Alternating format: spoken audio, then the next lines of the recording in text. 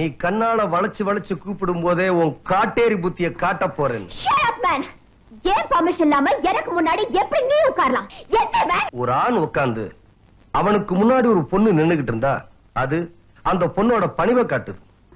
ஒரு பொண்ணு உட்கார்ந்து அவளுக்கு முன்னாடி ஒரு ஆண் நின்னுகிட்டு இருந்தா அது அவனோட கொத்தடிமை புத்திய காட்டுது. என் பரம்பரைக்கே அந்த ரத்தம் இல்லையே, எனக்கு எங்கிருந்து வரப்போகுது? Okay, that's all right. நான் பெர்மிட் பண்றேன். எனக்கு சமமா நீ உட்காந்துக்க. நான் உட்கார்றதுக்கு நீ பர்மிஷன் கொடுக்கணுமா? உட்கார் தானே சொன்னேன், படுக்கவா சொன்னேன்?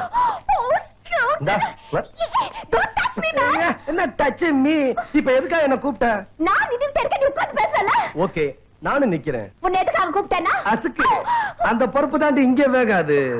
உட்கார்ந்தா 2 பேரும் உட்காருவோம், நின்னா 2 பேரும் நிப்போம், படுத்தா 2 பேரும் படுப்போம். அந்த சமத்துவத்துக்கு இடம் கிடையாதுன்னா ஐ ஆம் கோயிங்.